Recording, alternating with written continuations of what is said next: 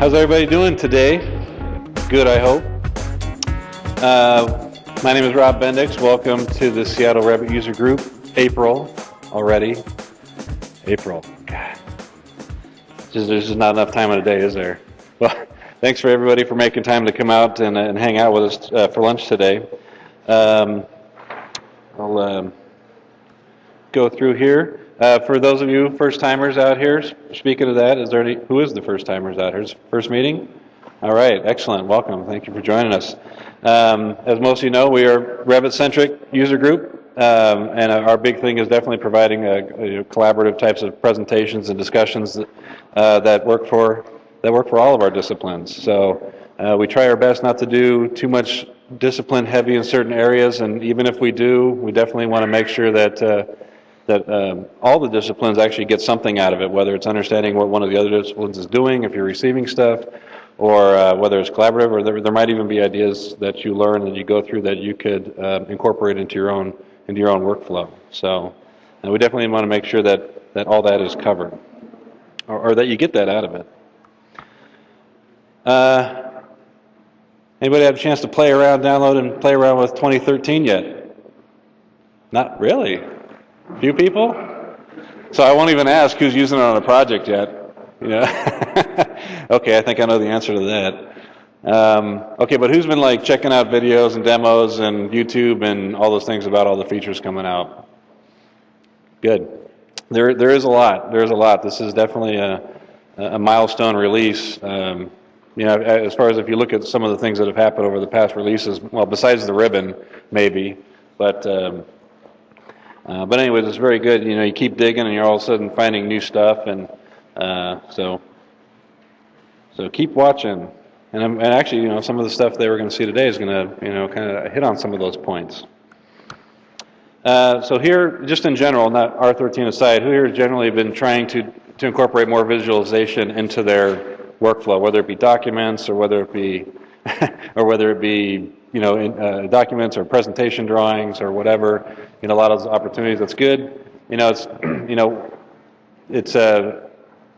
had discussions with a lot of people before, and we're so used to certain things the way we've done in 2D and in CAD that really, if you thought about visualization and isometrics and all these things we have to develop in our documents about how much time and effort it takes, but there's so much of that gets actually handled for you in some ways with Revit and BIM that it just only seems natural. It's almost like this new toy. We don't really quite know what to do with it yet. It's like, we have it, I can access it, but where do I put it, what do I do with it? So I know there's a lot of creative people out there just trying to figure out how to make their documents clearer, make them more understandable, and really share that information between disciplines and contractors and owners, for that matter, too, who have challenges, quite honestly, reading flat documents. So it's good to see that this is something that, without too much more effort, you can really explore and show your design intent a lot more clearly. Okay, and of course I'd be remiss if I did not talk about our sponsors for 2012. Our executive sponsors throughout the year, which is PPI Group, actually presenting today, Imagina Technologies, as well as ID8. Our premier partners, Quarry Group, ARC, and ABC Imaging. as well as our associate partners, a lot of the firms in the area, GLY Construction, Mulvaney G2 Architecture, Leidig Construction, PCS Structural Engineers, Slater Partner Architects, BM Builders, and FSI Consulting Engineers, who happens to be our most recent addition to the associate partners. So thank you to them for jumping on as associate partner as well. If you want to know a little bit more about associate sponsorship for the Seattle Revit User Group, you can go to our website, look under the sponsorship link, or you can email sponsors@searug.org, or after the meeting, you just find me and ask me any questions. Be glad to answer for you. Okay. How many people have seen that error message when they went to their SeaRUG, when they went to their subscription site? I saw it this morning. That's actually a clip from this morning. I was like, oh, that'd be a good one to throw in. So yeah, I'm not really quite sure when that's going to get cleared up. Just keep checking back if your content's not there available, or if you're just having problems with just some general downloads. Looks like the people are flooding them. So be patient. This is probably why everybody hasn't had a chance to play with it yet, right? Yeah, okay. So if you do get on there using the download manager for 2013 projects, maybe you've seen this. I actually saw this earlier. Did tell me I didn't have enough disk space and I needed 1 byte more than what the actual file size was to download. And I'm like, what are you talking about? I got 100 gigs on this server. What do you mean I don't have enough disk space? Well, actually, Jamie Snyder, where's Jamie? Help me out with that. Oh, there he is.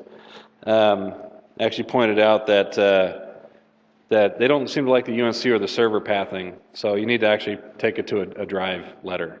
So whether it's a local drive or maybe just quickly set a path to your server, give it a drive letter, and you'll be good to go. Okay, or how about this?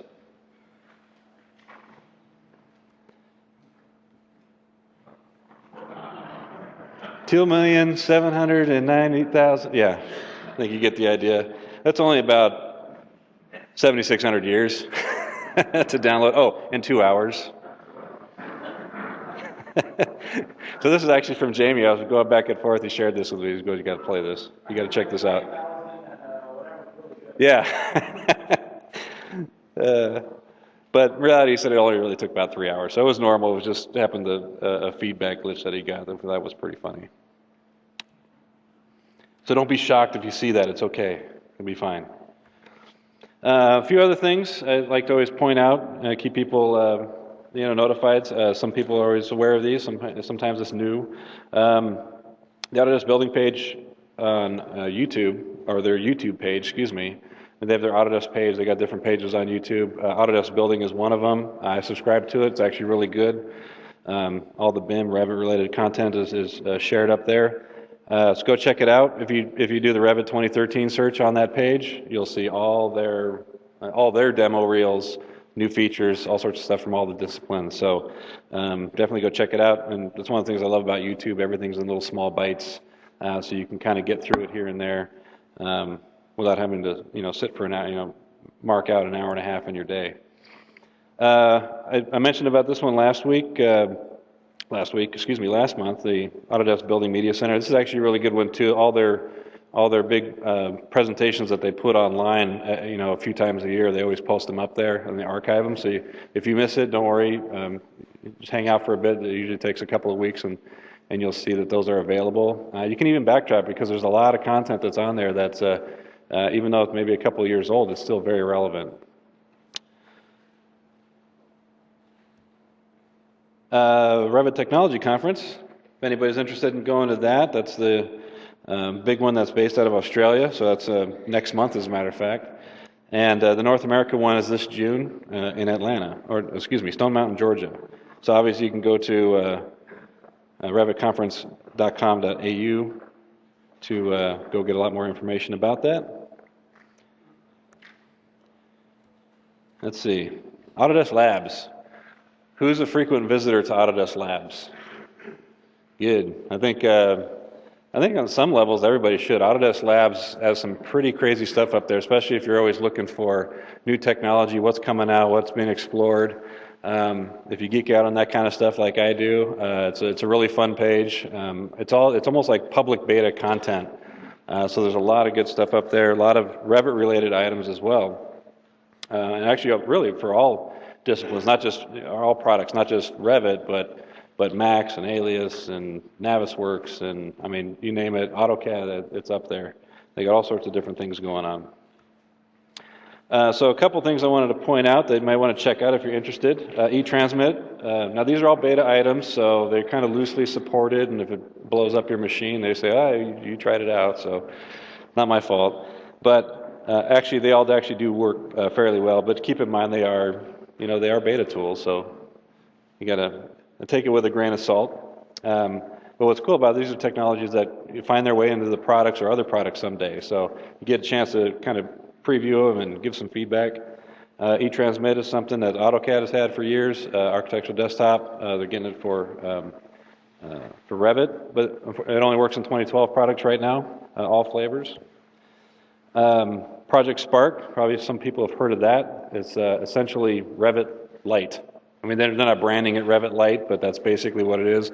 If you know the differences between like AutoCAD and AutoCAD LT, this pretty much parallels it. So a lot of stuff is taken out, like no API support, no work sharing, materials are limited. So it really kind of simplifies it almost to a Revit version of SketchUp, if you will. So they're trying to simplify it for designers and early users. So it's an interesting product that maybe someone who doesn't want to dive full into Revit, but maybe just wants to explore and get into the environment. Might be a good test bed for them. Vasari, probably, in my opinion, definitely the gem of the labs. I'm a big fan of Vasari. 2.5 was just recently released. Plus, they also have a lot more plugins now, which I found very interesting. Actually, I couldn't memorize them, so I just wrote them down here really quick. That I thought were extremely interesting, especially for use in the conceptual stages. The parametric sliders, these were actually really interesting because it basically creates these little slider bars that tie into the parameters that you have. So instead of typing numbers to change parameters and to see how your shape or your form reacts, you can actually use the sliders to move it around and see your building do this, that, or the other, or whatever you want it to do. So that was actually really interesting. Parameters from image, that one was, I was still trying to wrap my head around that one. I haven't played with that yet at all. But basically, it's a parameter from image add-in for writing data from an image file into a curtain into a curtain panel by pattern family in a divided surface. So it sounds like you could take these image files, rather than try to duplicate them or replicate them inside a panel, you can actually take them and bring them in and get them to react within a panel. So that actually looked really interesting. And then, of course, Dynamo. This was actually an open source plugin that somebody developed. Autodesk kind of picked it up or partnered with a guy named Ian Kioff. But anyways, basically, if anybody's familiar with Grasshopper for Rhino, you seen that? It's basically Grasshopper for Revit, essentially, is what it is. So much like the parametric sliders, that actually you can establish relationships between all your various parameters, and you can essentially drive your building and drive your parameters through this graphical, more of a GUI interface environment. So it's actually pretty slick. They have YouTube videos of all these things. If you want to get some more understanding about what they're doing, go to the site. Tons of information. Recent graduates that are, I guess, notable. Now, there's a difference. You got to understand graduates versus retired. Retired means they're probably not coming back. Graduates mean there's a lot of good feedback that came. They means products end up finding themselves, tools end up finding themselves into other products. Whether it be a standalone product or whether it be a plugin, whether it be an add-in that you find later on in a subscription bundle, or sometimes you don't know when they surface. But graduates is definitely a good thing. One of them is the Revit structure generator. I don't know, Sage, have you played with this one? You did? So basically, structural engineers, architects visualize physical and analytical models of a structure based on the mass model, which is pretty slick because they didn't really have the opportunity or weren't able to really tie that in without doing a whole bunch of extra work. So that looked really interesting. So who knows how that's going to come out or be distributed. Project Nucleus, simulation engine from Maya. It's for AutoCAD 2012 and Revit 2012. If I'm not mistaken, I do think it's for all disciplines of Revit. Form finding, conceptual design. So it's like you see these shapes and these forms that actually can get like draped and all this, these crazy organic shapes that can be leveraged and swooped, and it's pretty impressive actually. And it uses that the Nucleus engine from Maya to do that. And then Project Storm for Revit Structure, being able to do structural analysis directly in Revit. And this actually is tied, so this actually is real. This one came out with 2013, and it's in the Autodesk 360 structural analysis package or service. So that graduated right into the cloud, essentially. And then a final note on our meetings. Past meetings that we do are always available online at our website. We try to get them up a couple weeks after the sessions are over. Unfortunately, last month, if anybody was here last month, we had a little technical glitch right at the end of the meeting. I don't know if you remember Matt Miyamoto was saying, oh, my computer just froze up. Well, basically it locked and crashed and we didn't get the recording from it, so I apologize for that. However, we do have the PowerPoint for that in a PDF form. We'll get that uploaded here shortly, so you can check back out if you wanted to, or check it out if you wanted to see that. How are we doing on time? Pretty good, I would say. Okay, so this is the point of the show for sponsor recognition, and actually I forgot to mention that they have a drawing after the meeting today, after the session is over, for a $50 gift card to REI. Okay, so we'll get the business cards in. Actually, do you want to grab them now or do you get them at the end of the meeting? We'll probably, right at the end, we loop through in case you forget. But actually, while I'm introducing here, you can pass your business cards down if you want to get in the drawing for that. We'll do it right after the presentation is over.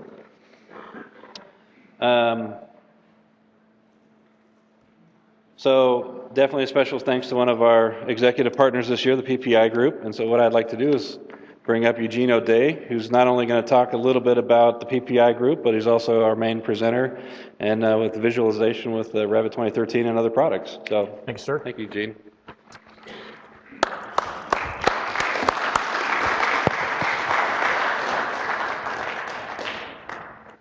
How many people know who PPI is? Excellent. So you don't need me to show this, do you? All right. Here's a look at some of our teammates. Jesse, Brian, Eugene. I do want to do one thing because I'm going to be short on time because I've done this a couple times and I keep doing like an hour and a half-ish. So I'm going to drop dead at 1 o'clock.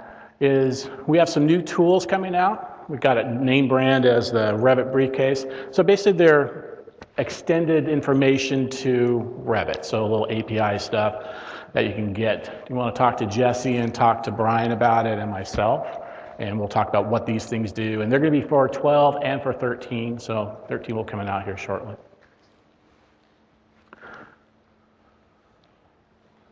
So with that, this is what we're going to do today.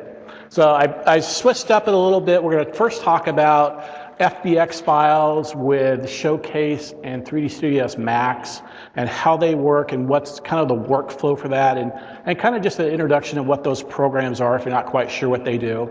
And then talk about the subscription render cloud. How do we render it? How do we get stuff out of that? And then hopefully some refreshers on visualization in Revit. I've gone throughout the Northwest and through the country, and I'm surprised at some of the things that I thought people knew that they didn't. So this is kind of a combination of all of that stuff.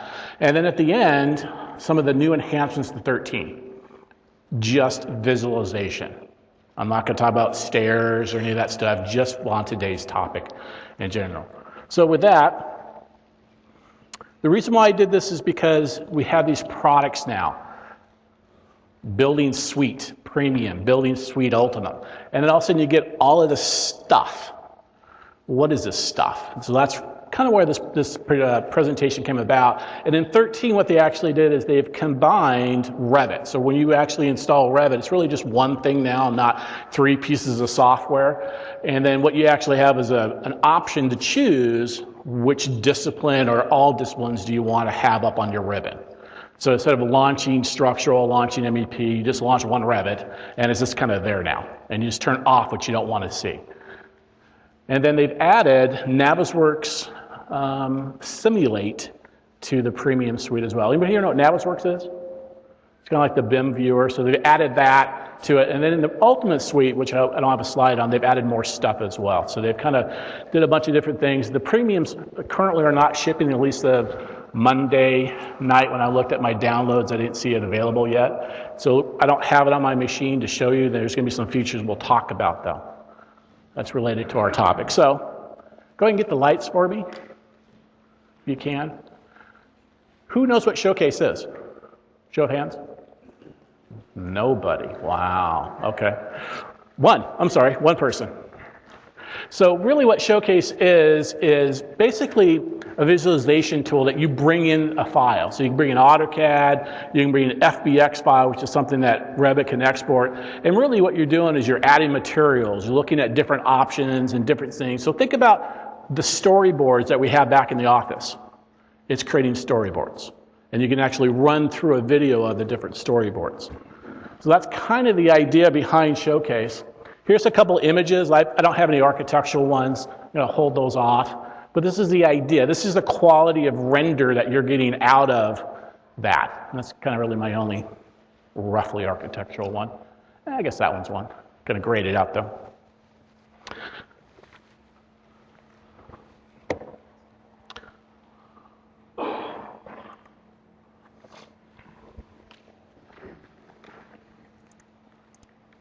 Uh-oh.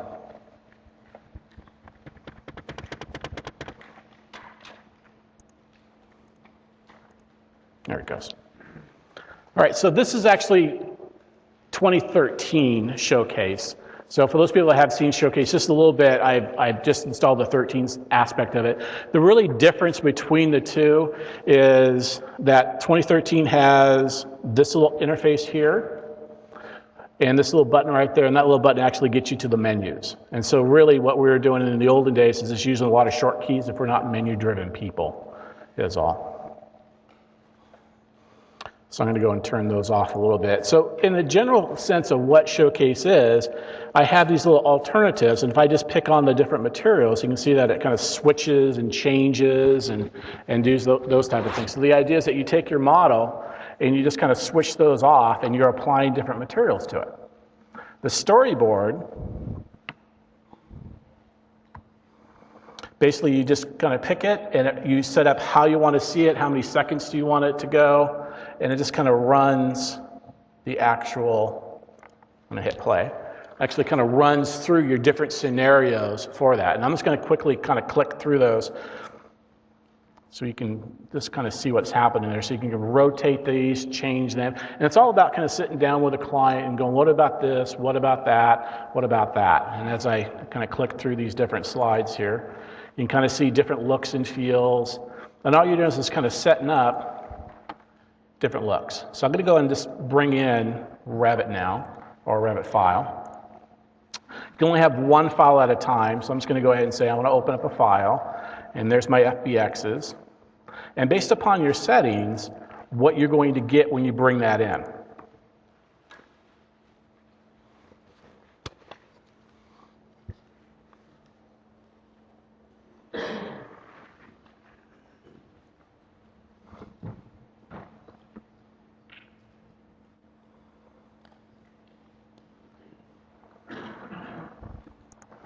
Okay, so it kind of brings it in. You can rotate it around, play around with the different aspects of it. Now there's a couple shots that actually came in as well.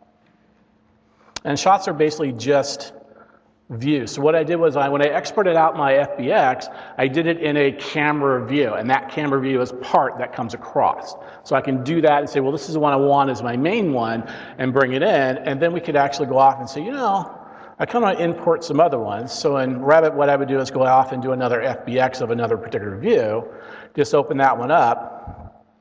and say OK, and now I actually have that view as well. So if I already have camera views, I can just import those out. The problem with that workflow is I have to create that FBX file each time I want a different view. And then they have one created that's an orbit one that kind of spins the model around, and we can adjust this on the fly. So I really want 15 instead. All right, 16. And then just kind of quickly adjust it. Now what I could also do is I can zoom out, rotate it around. Now it's a little dark there. And I can create a still on my own. So I can keep coming back to that. Now over here, we have lighting and adjustments. We also have what they call visual styles. And the visual style is just kind of a look and feel of textures and cartoons and things of that nature. So if I say, well, show me shadows. I think it was on shadows. Let's do this one here. Now I did notice on the 13 one, it does take a little bit to actually get into the view. So you can actually see the shadows on the ground now. And what we can do with this is we have lighting that we can click on. Say the shadow, and I can move the shadow around. I have a light that I can move around. And I can do that in any of my views. The new thing in 13 is I actually have a nice little slide bar that I can adjust as well. So if I pop into my view there, I can leave it lighter or darker and kind of get a good look and feel of what's happening, what's going on.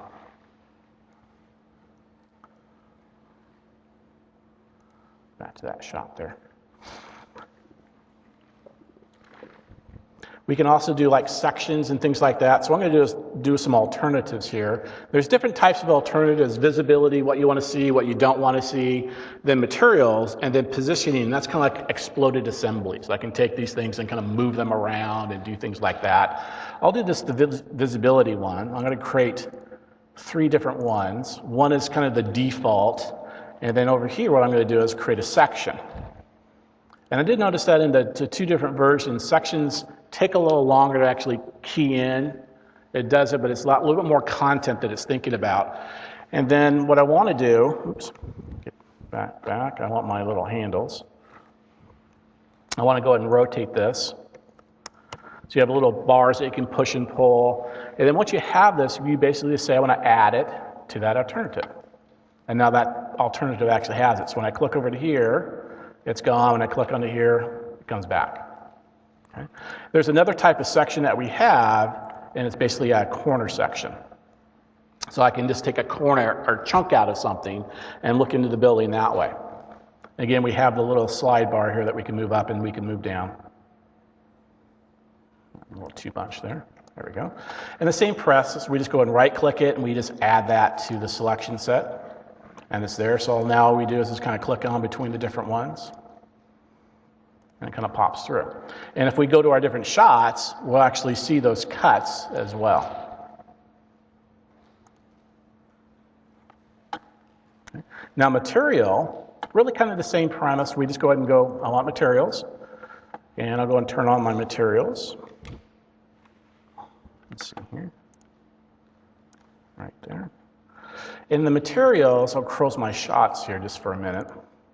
We have the Showcase materials, and then we also have the materials that come with Revit, Max, and all those. So basically the materials that get installed are part of the Showcase as well. So this is really the same brick that I'm using in all 3 places.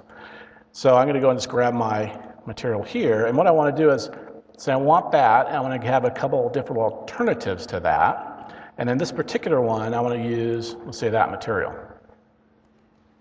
And I automatically changed it. I'm going to go say, let's go ahead and add that to the set. So when I click on the different ones, it pretty much just changes it. So that's pretty how quick it is. You just say, I want this material. And based upon the Revit model or the FBX file, it just goes off and adds that information to it.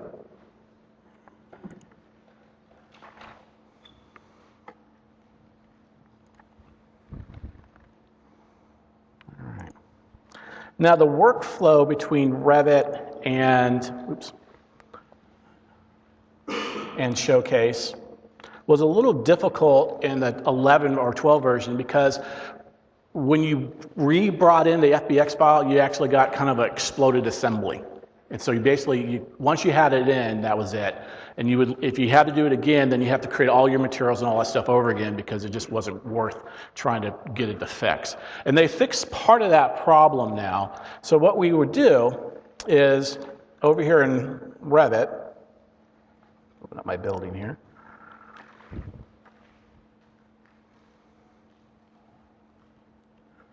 Get into a little 3D view.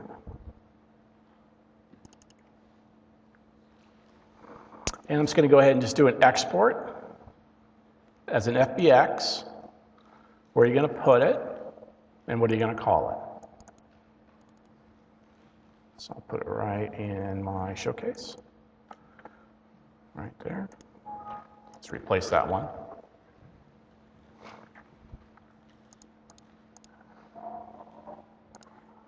So back here what we do is go to File, go to Imports, and go to the status window. And if we actually made a change to that, it would tell me that there's a change that I could reload. What I'm going to do is actually swap this one out and replace it with the kitchen one. So you can have multiple FBXs running around. So if you're doing a site, things of that nature, you could do this. And notice when I brought it in, brought in the window. Okay. Now the only issue that I have currently with it is that when I go to my different alternatives as far as my sections go, that window is there, and sometimes we get some miscellaneous stuff. So that means I would have to delete these and redo these sections and stuff. Currently, there is a service patch out that's there that I haven't downloaded to see if it's going to fix that or not. But other than that, all the materials and stuff before comes across, and it no longer does that exploded assembly. It keeps that stuff and just swaps that information out. So that's kind of a really nice, nicer, better workflow than what we had. So in a nutshell, that's Showcase. Now in the 13 versions, when you download and finally get the building suite, there's different workflows for that. So they've done some things with the suite options to do a one-click back and forth walkthroughs and things like that, and we'll show you that when we go to the Mac side of things. But there's new workflows. This is if you don't have the suites, you just have Showcase and you have Revit. That's how it works. Hopefully there's that import Revit file. We'll see. Who knows what Max is? 3D Studio Max. Show of hands. I'm hoping everybody knows what this is. Now there's a couple flavors of Max. Did you know that there's 2 flavors of Max? Show of hands. All right, so here's Max. That's pretty what Max is. Max is for entertainment, for gaming. So these are a couple of the movies that Max did. One that kind of shocked me was Elf.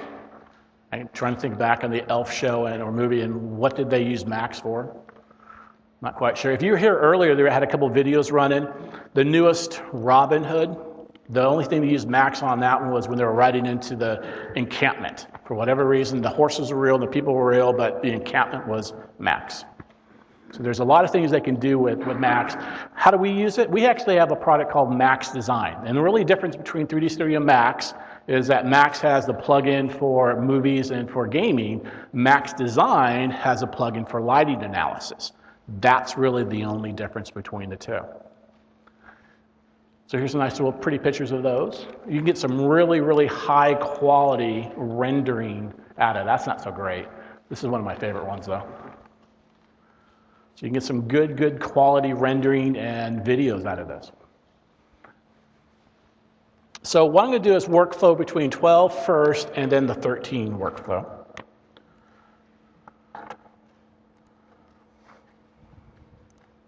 So the first thing I would do when I get into Max is I'm going to hit reset. So if you really haven't worked with Max at all, just a couple little things you need to do. Reset is one, and then we're just going to basically import the file. So when we go up here, we go to import, but we don't do this, we do this. We link it instead. And that's the biggest piece of the pie is we actually want it to be linked. Kind of like an X reference in AutoCAD if you're an AutoCAD user. Once I grab that FBX, I just go ahead and open it up. And then it wants to know is, how do you want to deal with materials? How do you want to deal with this Revit information? You want it by materials, you want it by Revit categories, Revit families, as one object, or kind of exploded. How do you want to deal with that? I'm going to stick with the material side of things first. And I'll go ahead and say just attach this file. And it brings it in for me. And then we have our typical rotating tools. They are a little different than AutoCAD and Revit. I get used to that again. When we go and look at the information here, like the layers, we have layers now based upon the materials that we can use and change. If I go to my, let's say, glass right here, I can say, let's go by layer and let's kind of look at this information. You know, so now I can see through it. So I can look through the glass and change the appearance of the glass. We do have cameras as well. I'm going to go ahead and create a camera real quick so I can come back to it. Come on. There it goes. So when I go to cameras, that FBX file again will bring whatever view I'm in, it will bring that in as a nice little default. So I can come back to that. Now, just looking at graphic interface, we have a couple different things we can do. Realistic kind of goes back to kind of like AutoCAD or Revit does. Now, right now it's showing shadows, which I don't want to do. So I'm going to go and say, let's do the material mapping. And since I don't have any lights going on currently, let's go ahead and just turn off the lights and the shadows. So we can kind of get a look and feel. It's really kind of same as AutoCAD or Revit right now as far as realistic view goes. But then when you actually get into render, you're going to get a lot more better pictures. But what about cartoon look and feel or pencil look and feel? So if I come over here to my styles, I can go graphic. Look at that. So we can take any view and we can do this to it. Put it on our storyboard. That's pretty quick, right? Think about how long it's going to take you to actually do that. Right? And there's different looks and feels to this. So we have graphite, we got color pencils, ink, all the way down there. So if I go and say the color pencil one, we'll get that. And if I go and switch my view back to my beginning, it remembers that information. So all I got to do is go to my different views, and I'm getting all of this. And this was 5 minutes of me picking and clicking. And I have this without any training. So you can just basically install this and you can get this right out of the box pretty quickly. I'm going to go back to realistic though. I'm going to play with a couple other things here. Got to go perspective here. The challenge for me is the viewing, the zooming in and out, because it's so different than the CAD. What I want to do is add some materials to it. So I'll click my material button. You get standard materials. Just go and grab this one and just kind of drop it right on that. And what it actually did was any place that this mullion is, or this type of curtain wall is, changed it. Because when I brought my Revit file in, I said bring it in based upon materials. So seeing that, and said, well, this material is here, here, and here, and here, and it automatically updated through that. Now, if I said one item at a time, then I have to do this to all of these little pieces. Right? Go back to materials here. And if we look at the different materials, we have the Autodesk Material Library, which is the shared version of all of those. I'll go down to paints here. And I'm thinking I'm in a pink mood. There we go. So there's some pink, and they can see the windows, see through, and all that stuff. So that's pretty much, you can pick and click and change those things. Now, if we go back to Revit, again, the workflow is really kind of the same. What we basically do is, I'm going to go and swap this window out to a circular window. And grab that right there. We edit that curtain system. And let's go to some 2x2s. This is a metric file that I didn't want to play with, so I just made it English or Imperial. So I changed the thickness of that, did some things. And again, if I go off to a different view here, let's go to the kitchen view. And I go off and export this out as an FBX. And let's go to Max. Let me place it. And let's close her down. So we'll just leave that up. And then over my Manage Links, I go to File, it's let me know there's been some changes. So all I got to do is say, well, let's go ahead and reload that. Now the big kicker is, do you want to keep, or do I want to keep the pink? And do I want to keep the red? Do I want to keep the stuff that I've done? And so I'm going to say, yeah, let's go and keep this information that I've done in Max, but also bring stuff over. And then I'll go and say, okay. Now that box is a little different in 12, but because I'm using 13. But I'll bring that information over, close it off, and now I have a different window. All the materials, the mullions changed, and all that information. And if I go over to my camera shot, if I actually exported out a different camera shot, then it would have replaced that one. So in Max, I had to make sure that I would create that shot or save that shot, because it'll just keep swapping that out to a different one. And that's the only drawback I found doing the FBX side is if I want a set camera, I got to make sure that I export out that FBX always the same one, or unless I've saved the camera.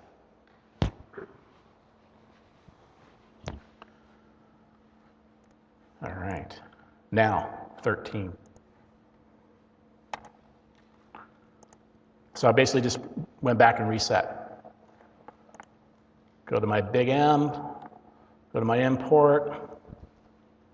We don't have to FBX anymore. We can grab the Revit file.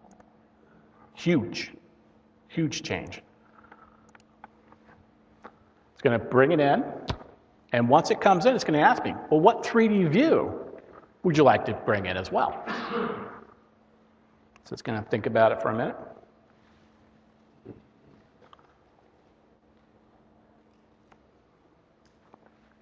Maybe longer than a minute. Yeah. So why does it seem better if you're bringing in the entire Revit file, all the resources, all the stuff, all the data? Seems kind of inefficient to bring this in rather than the FBX file, which comes in real quick, and you're only dealing with the stuff you need for visualization.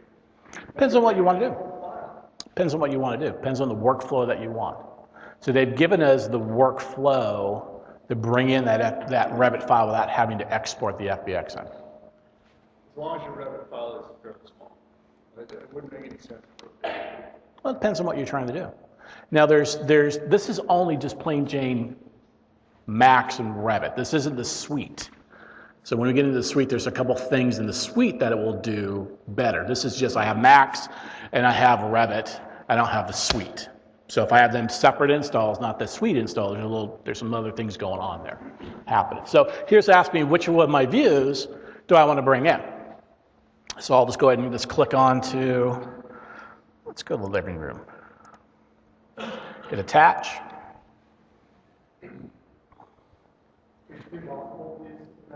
No, not yet. That I found, I couldn't do a control get bunch of views, just one. And then basically it's the same thing. It's really just, the only thing is, it just brought in that Revit information. That's really the only difference between the two. The workflow is the same, because I chose materials as well. So the only difference is we said Revit versus FBX.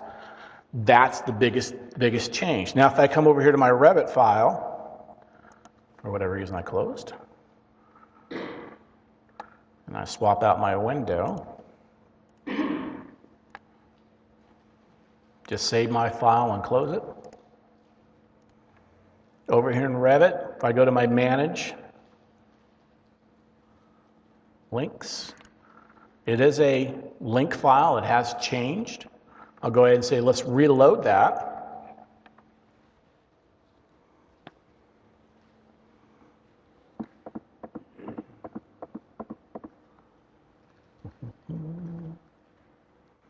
And it'll come up with the same questions, as well as allow me to choose a view. So the biggest part is in Max, we were export out different FBXs for different types of views. Here it will allow me to come off and do the same thing. Do I want to keep my materials? We also have in the 13 version the ability to adjust the object curves. That's a huge thing because they kind of come in clunky. Now we can actually have them come nice and smooth. And then up here, we have the ability to choose a view. Now, if I've saved this already in up here, then I can just click a whole bunch of different ones. Okay, so I'm going to go and just go back to my living room. Okay it.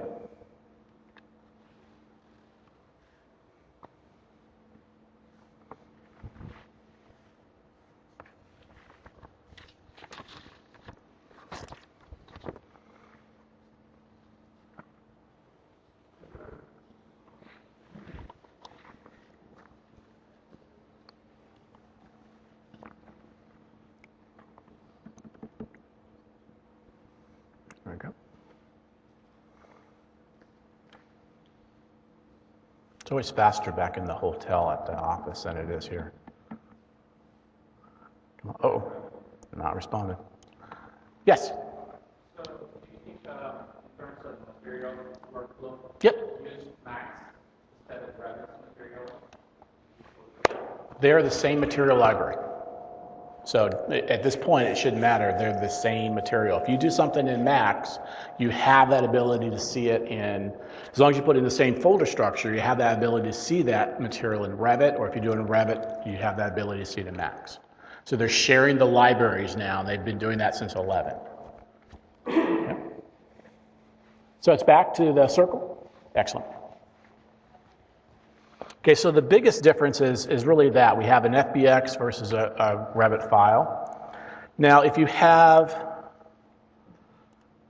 and or when you get the building design suite, you're going to have a different workflow. It's kind of hard to see, but right here, there's a suite workflow that brings in walkthroughs and a whole bunch of different stuff. I don't have it. I had the beta, but I'm kind of waiting for the shipping version to really see what it will do. And they promised one click, which I don't believe. But they promised one click, so we'll see if it really is one click. But you can notice that they're saying we have interior and we have exterior. So you're asking about that. The really difference is there's going to be some workflow differences for the design suite because we have a different menu situation, a different way of grabbing it. If you just plain Jane have it, then you did what I just did, Revit file. So there's going to be some different workflows when that ships, and I'll create a YouTuber or have a little webcast for you guys once that comes out and I've tested it and told you and showed you what's good and what's bad about it. Any questions there? We having fun yet? Shakes his head? All right. Who's used the Render Cloud? It actually has changed a little bit in the new versions. So a Render Cloud basically is just a way of rendering your Revit file. That's really what it is. So we look at 12. I'll just bring that up again. When you install it, you have online, render and cloud. Basically, you have to have internet and you have to have subscription. And it's part of the building suite. So if you had the Premiere and the Ultimate, then this is kind of an add-on. And then there's a couple steps you take. What view? Or do you want them all? So I can click every single of my 3D views and say, just go do it. So I can just go, yeah, let's do them. And how do I want them? I want them the largest I can possibly have and the best I can actually have. And what it will do is actually create all those pictures for you on the web that you can basically download. And then, let's see if there's any difference. You can do the interactive panoramic. So you can basically just kind of think about when you go on the website to buy a house or a condo and you kind of, or you look at the hotel rooms, it's kind of that. And then, yeah, let me know when I'm done, when you're done. So I'm just going to say, yep, go and do it.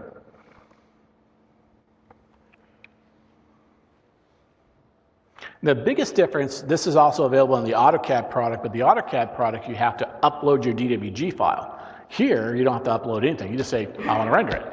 I can close Revit down. I can come back 3 weeks from now after my vacation or my sabbatical, and I'll have an email. Okay, so right here, it's basically saying, I'm working. I'm working at it, working hard. Now, when I come over here and I look at my render gallery, it's going to actually launch the internet to my site, going to make me sign in.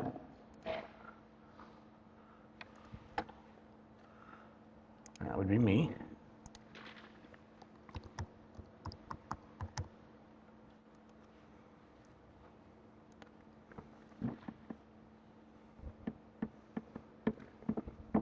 And then here's all the different renders. This is the one that I'm currently doing. So when I click on the different views, see if I can find anything that's better. There's the view. So basically, you just, instead of having this machine go off and do it, let some other machine do it. Okay, that's really. Anybody know the significance between the teapot? Anybody? Yep. And that's the actual button that we would pick to render. Did you ever notice that? It's a little teapot, and that's because when we first started in 10, that was our 3D thing. Or Autodesk, I should say. So here's the kind of the email message that you would get. Render cloud's done. You're going to get a little pretty picture of kind of what they were. Just click it and download it. So the whole thing about the cloud is basically saving your machine resources and then not having that machine on the side. Let Autodesk do it. You can set up how you want it to be done, where it's going to be used at. Do you want one computer, multiple computers? There's a whole bunch of setups when you basically go in and register for it. And you're rendering multiple views is huge. Yep. If you want to render a project on a machine, just start it Yep. for the next. Mm-hmm. Yeah. Heard or experiencing problems with lighting, with like physical lighting inside a room when setting up, because we've had like hit and miss on some lights, just not operating the way that you expect it. The question is, have I experienced any problems with lighting and rendering scenes, kind of a hit and miss scenario? And I have, but I haven't seen that in the new 360. So the older version, the first release of it, there are some issues, but the current version that they have out, which has been out for a couple months now, I haven't seen any issues on. So if you swap over, see, and it's right now it's only for 12, not 13. Or if you have like old lighting fixtures that have different setups, and then if there's any like gotchas to look out for. Well, what I would typically do is do a quick render. So, and we'll talk about quick renders, do a draft to make sure that my lighting and stuff is good before I send it up, because it's garbage in, garbage out. So right now, if it looks okay in Revit, then it should look okay on the cloud. That's the biggest piece. Should. One click. One click. All right, so here's some Revit tools. Hopefully everybody kind of knows these stuff. I'm going to ask questions as we go. Did everybody know that you can go up to 16 cores in Revit to render? So everybody know what a render farm is? Show of hands, render farm? Okay. Revit doesn't do a render farm. Revit just uses whatever cores you have on your computer. So render farming basically means that I can take everybody's computer in my company and render with it. Max does that. AutoCAD or Revit does, here's the cores on your machine, I'll use whatever cores we have. And that's why it can take forever to do a bunch of scenes. And that's why they created the cloud for us. So now I don't think we're going to get render farming. And I actually have never seen 16 cores. I have a couple folks down in the Portland area that have a 16-core machine that I've never seen it actually use all 16 cores. But they say they do. I haven't seen it happen yet. All right. Yeah. With Max, can you do distributed render on multiple sheets of the same image, or is it for animation? Animation.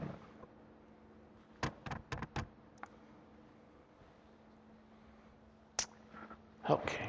How many people here have used the graphic display options? All right. Graphic display options. This is a 12 feature. Basically what it allows you to do is set up how you would like to see it. So in a 10 and down, you basically had shade with edges and shade. Now you just have shade. And then you can set up what you want your edges to be. Let's use the PPI lines here. But the other thing you do is you can set up view templates. Who knows what a view template is? If you don't, go back to the office, read up on view templates. So view template is a saved version of this. So we can quickly save this template.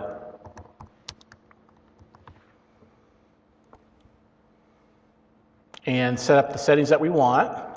And I'll say okay to that. And then when we come to any of the other views, we just simply go over here to the View tab.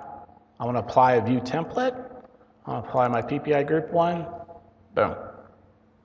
So once I've done all of this, and we'll talk about this as we go, as well as some stuff in 13, once you've done it, don't have to do it again. Save that information. Okay? Now, we also have the ability in the 12 package to do ambient shadows. Now, we've had this in earlier versions. The biggest difference is it actually plots now. So we can do that, and it can actually plot. Okay, in the past, we couldn't have them plot. So that's one of the bigger pieces of the pie on that one as well. And then transparency and ghosting. Has anybody used the transparent feature at all? I don't really care for it. No, because when I do a transparent, and this is a Eugene thing. When I say I want a transparent, it's see-through. Yeah, it works great. Yeah. Yeah. I like this one better. I like Ghost. Because I can still see it.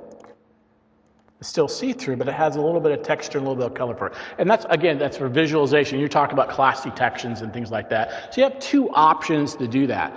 We also can do this in visibility graphics. So remember that visibility graphics, we have ghosting and transparency. Okay. Anybody know what a filter is? Show of hands. Okay. If you don't, go back to the office. Learn about filters. So really what a filter is taking some pieces of visibility graphics in Revit and saying, I want to see these things.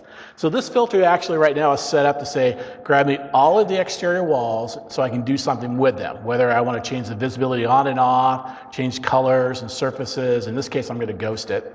But here's what basically what it is. You basically say, what do you want? What do you want it for? What category? What filter are you applying it to? So we can add more parameters. I'm doing the type name. And here's my if statements. It basically contains the word exterior. You can do it 3 different ways. Okay. Let's cancel that. So I have it ghosted. And what that basically means now is when I look at this, my interior walls aren't ghosted, but my exterior walls are. So it's a way of being able to see through that building, but not turn off all the walls. So that's kind of a ghost, and that's kind of filters for you. Anybody here used the paint tool before? Do you like the paint tool? You know the problem with the paint tool? Where did I paint something? Right? So in the earlier versions, if I come up and I use the paint tool, yeah, let's grab that. I want to paint that. Do I know that's painted? How do I know that's painted? When I go off and do schedules and things of that nature, it doesn't know. Okay? And the other version is it's hard to delete and release 10 and down, or 11 and down. And 12, we just go off and say, I want to remove. So we have a nice little remove button and pick it. So that's a nice feature. So think about what we just did in Showcase and Max. If we're just quickly doing that, then we can delete those or remove those as well. But think about, do you want to have walls that have, eggshell paint and then my favorite pink? You want different wall families for that? It's just chipboard, right? And you want to paint something. Paint. Okay. So if I go up to schedules. So let's do a material takeoff schedule of everything. Right. Looking for the name, area, and then as painted. And then what I want to do is sort them based upon as painted and show me yeses first.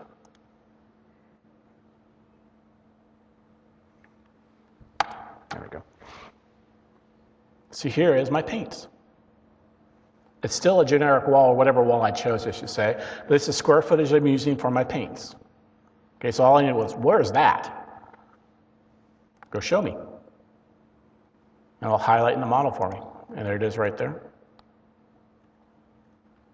You select all paint and unpaint, or do you have to use it? You got to remove, right now, I think I still got to remove the paints. The question is, can I grab all these and set it to no? And I believe the answer is no. So can I grab these and say no? No. Can't pick no yet. I'll check in 13 though. I still think it's a no. Maybe nice, but at least you can go show it and then unpaint it. Everybody has done a sun study, is that correct? Everybody looked at the sun and moved the played with it, right? Come on now. I wanted these to find out. All right, so I'll turn on shadows.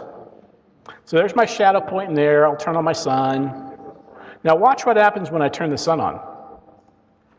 And I'll say use this setting. They moved.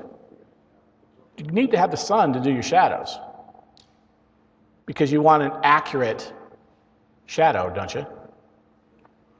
Where's the shadow, or where's the sun getting this information from? Or where's the 3D view getting the information from? Okay, first off, it knows, you know where the building is, because you went off and said this building's here. But where's north? Where do we find north? Anybody know what a site plan is? Okay.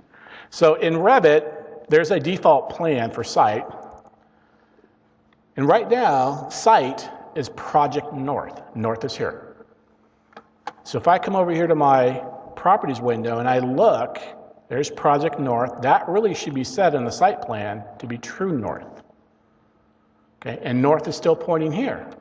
And now I need to tell it where's north. So I'll go to my Manage tab, and then under my project location, I can rotate true north. Before I do that though, let's tile these up.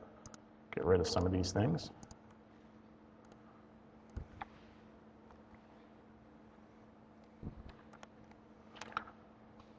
Watch the shadows change. So rotate true north. Here's where north is. This is where north really is. This moved, those moved. Your 3D views, your camera views are linked to north. Is it true north or project north? If you don't set a true north, north's up. Is that really where our building is? Okay, so think about it. We need to at least do in the site plan. If you're not using site, at least there show where north is, because that way your shadows, your camera views, and anything where you're doing that is going to reflect the right information.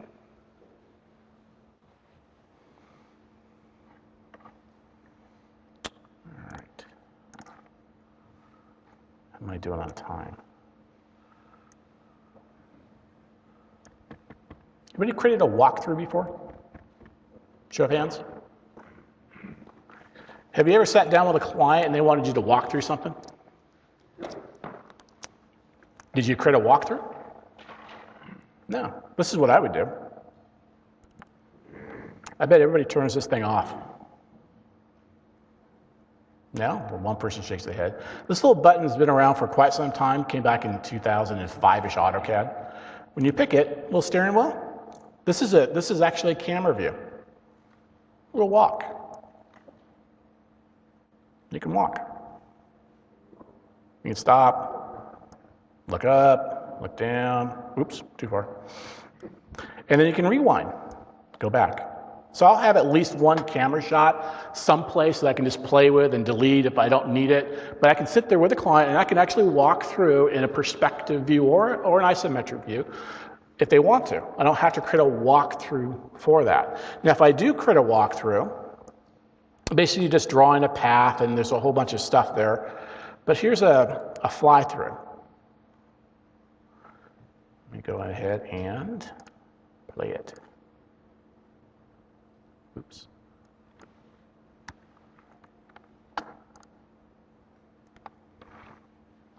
So by default, when you create a walkthrough, it's basically 5'6" and just kind of walking. But if I wanted to go up the stairs, it's not like Navisworks. Navisworks would actually detect this and walk up the stairs. That's really cool about Navisworks. Here, what we'd actually do is get into a section view and pull the path up. So we're following the path up the stairs. And that's kind of what it's doing here. It's actually kind of flying around and down, and the path is just being moved. That's all that's happening there. So if I were to, that's a tree right there, by the way. Nope. Yes.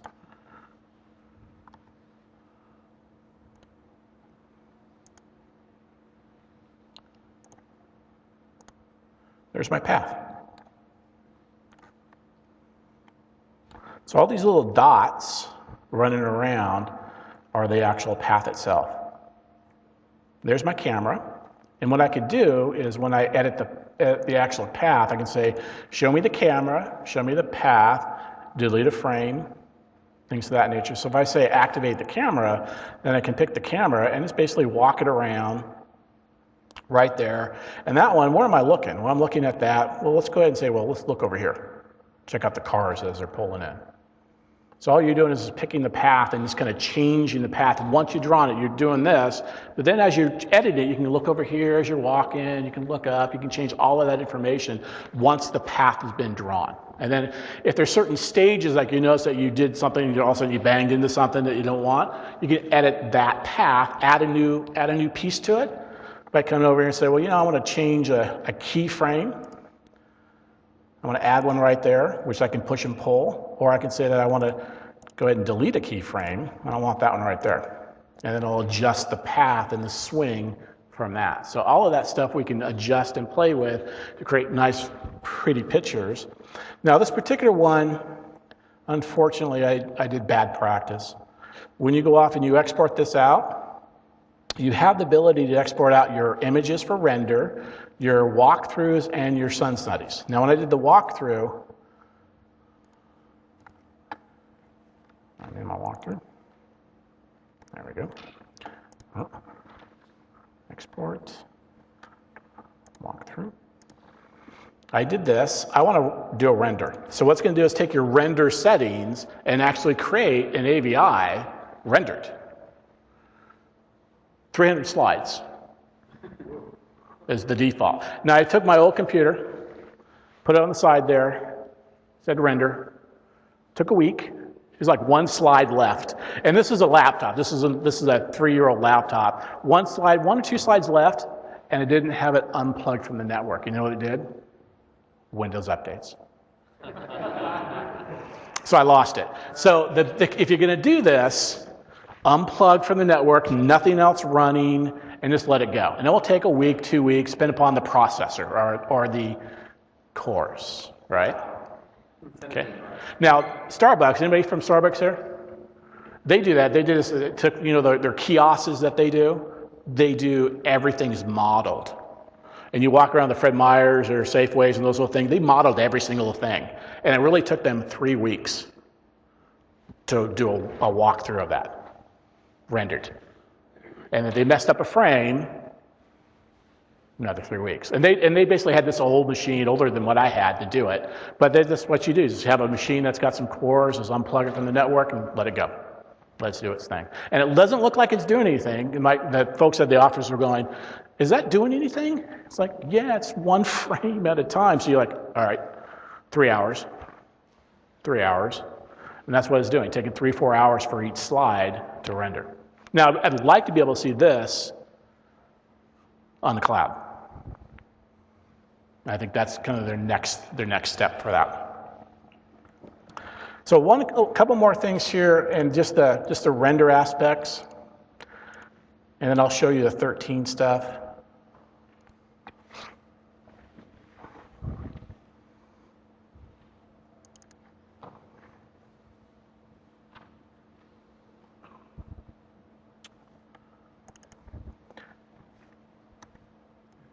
Signage. A sign in Revit is a decal. So just basically say I want to create a decal, go grab an image,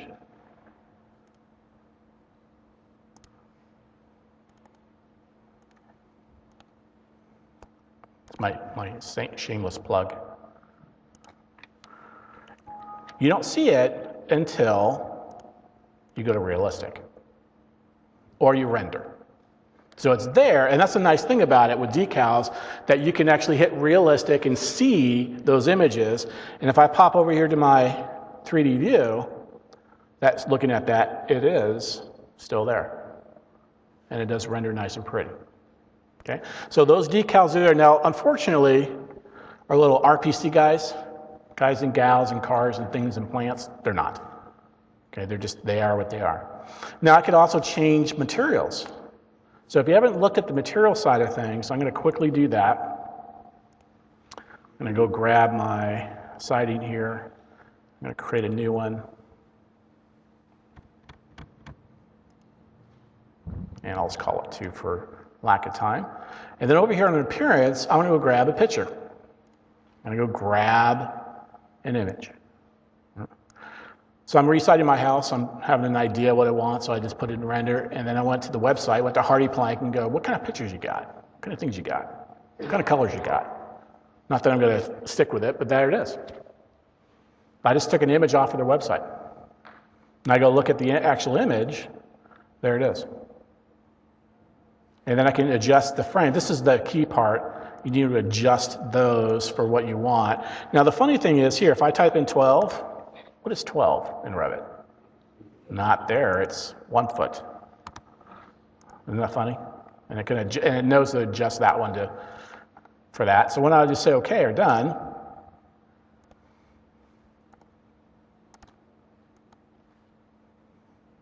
there it is.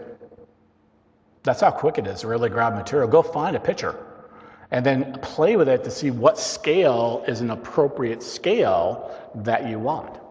And then when you go off and render it, there it is. Okay.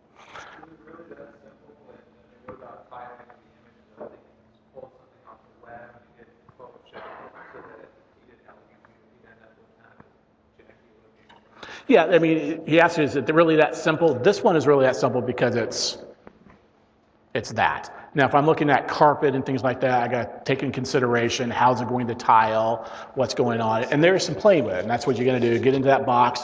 Now, let's change that scale up and down. It's really changing the scale, and there's a tile option, there's a center option, there's a couple options to choose how you want them to be aligned. All right, now, when I want to do a background here, I have to do it in render. So here's our little teapot. And I want to throw in a background.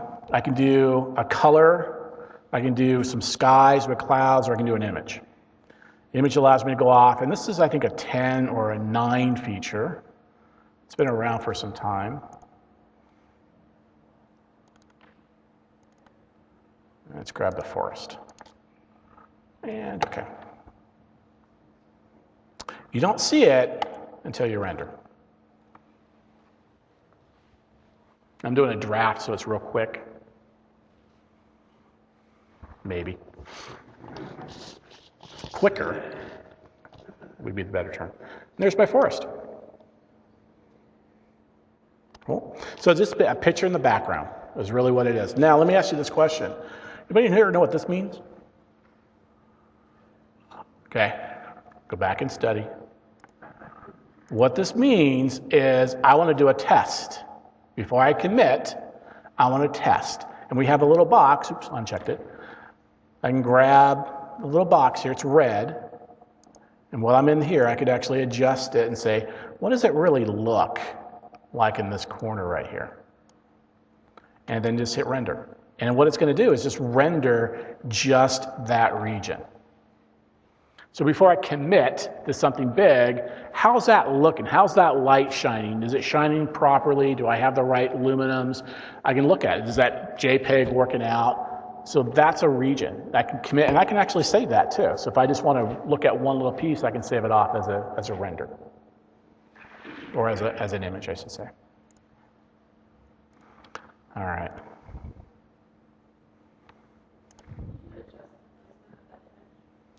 The what? Can I adjust the placement of the image? Yeah, just moving the camera around, basically. Adjusting the camera backwards and forwards. Oh, the actual image? Yeah, there is a, you can't push it or pull it.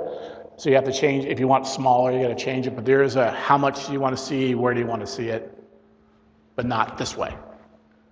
I suggest you probably do it with a white background and fold it into Photoshop and do it there.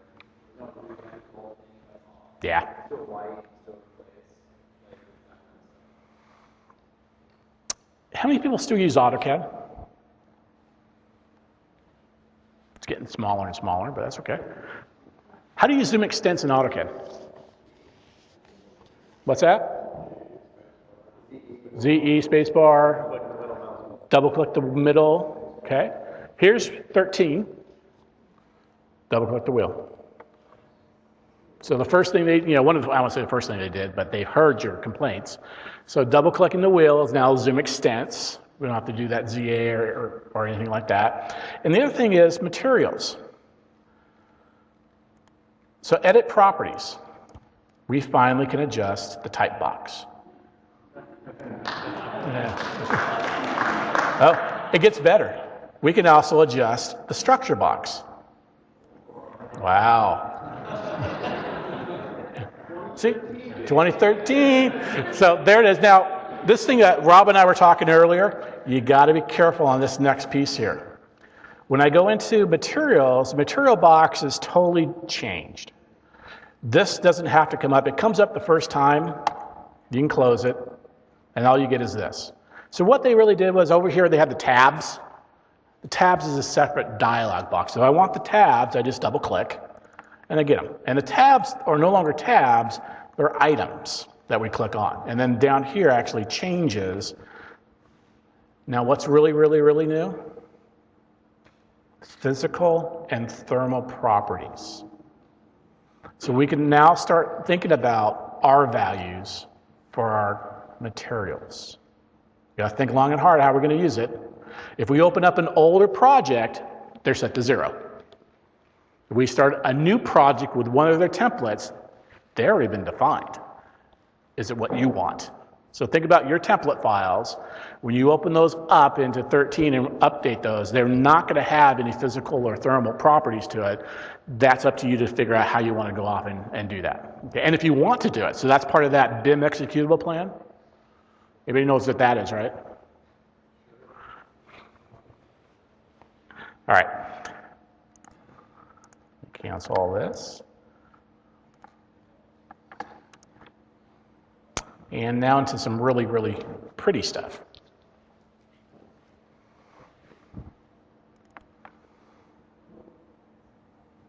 So before, in 13 or 12, we had to render to see a background.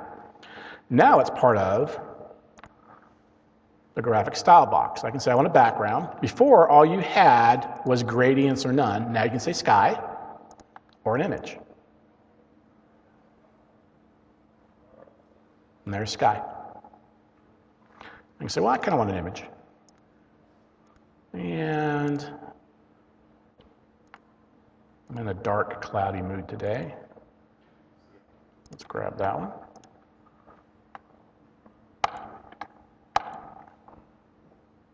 There it is. Okay, now, how would you do that in an elevation currently? I'd create a camera shot, create a 3D view, looking at the elevation. This is an elevation, or this is a section. And we can now do this in elevations and sections. So now we have backgrounds that we can do in all those type of views. So I'm going to go out and say, let's grab another image. Let's grab the orange. And then here's some stretching. And you're asking about positioning earlier. There's positioning and moving around. I'm going to say just use it at the original size. And okay. And apply it. And there it is. Okay, so elevations, sections, 3D views can now have background images to them. And remember, this is graphic display options, which means we can have a view template of this. Right? Transparency. The reason why I talked about transparency earlier, because they changed it. All right, so when I right-click, graphic override by element, no more transparency or ghost. It is Surface transparency. I have no idea why they didn't do this to begin with. There it is. Do you want 100% transparent, which is transparency, or do you want to ghost it? That's a ghost. There it is. Invisibility graphics, really the same thing. I come back here to my filters. We have a transparency option, not transparency and ghost, it's transparency. Click onto that. You got a nice little slider bar. Let's say OK. And those transparency. Now, in this version, I had to get out and get back in to actually see the number appear. But now I have a transparency there and what that percentage is. So that's a kind of a nice thing. Kind of combined it. Again, I'm not sure why they didn't do it the first time, but I think they got yelled at. And why couldn't we adjust it? Because that was one of the big questions. Why is it 30%? Who chose that number? Okay. Photorealistic. I didn't show you this over in the 12 version, but think about realistic right now. I'll go to realistic. I have like 3 more things and we'll be done.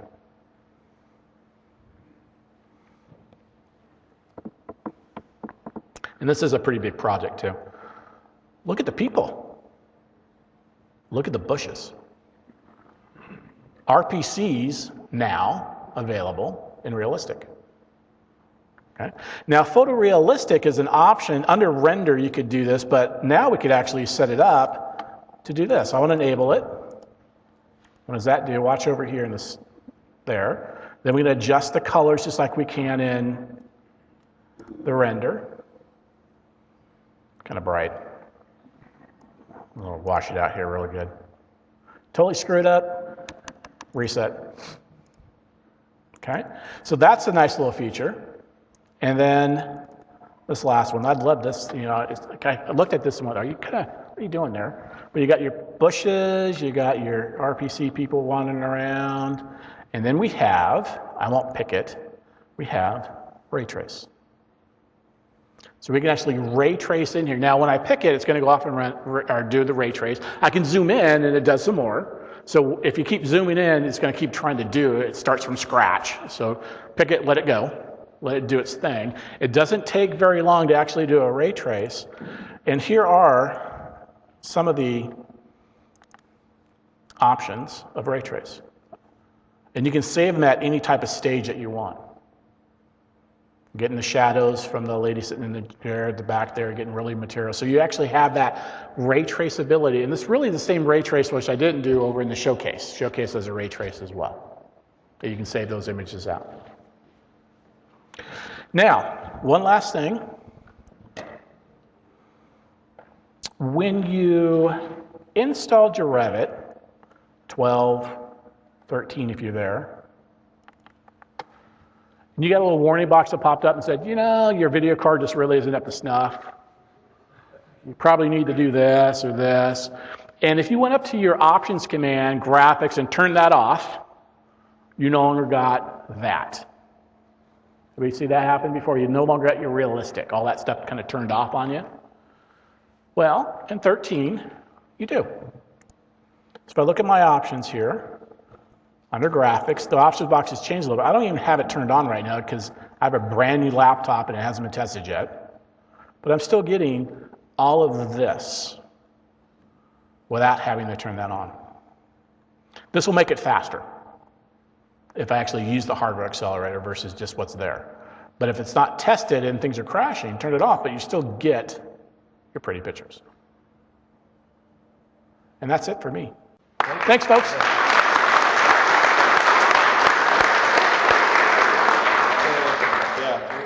Q&A. Actually, Eugene will hang out afterwards if you want to come up for any questions. So let's do the quick drawing. And let's see. We just made a quick $50. All right. Put it right on top. Should have just handed it to me. No, just kidding. Man, if I pick her out now, I'm going to feel bad. Oh. Come on. Philly, do you want it? All right, Joshua Clark.